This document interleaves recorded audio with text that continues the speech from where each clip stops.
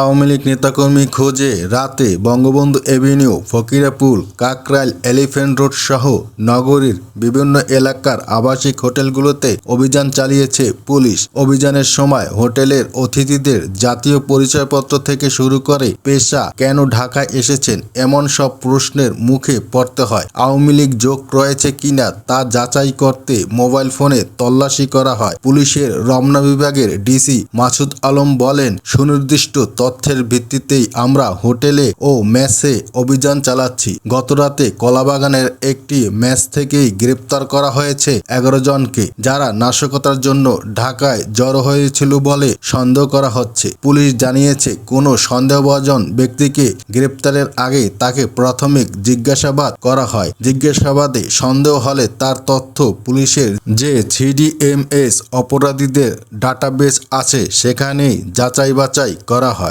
সারা দেশ থেকে এখন পর্যন্ত শত শত আওয়ামী লীগ নেতাকর্মী গ্রেপ্তার হয়েছে, বিশেষ করে ঢাকায়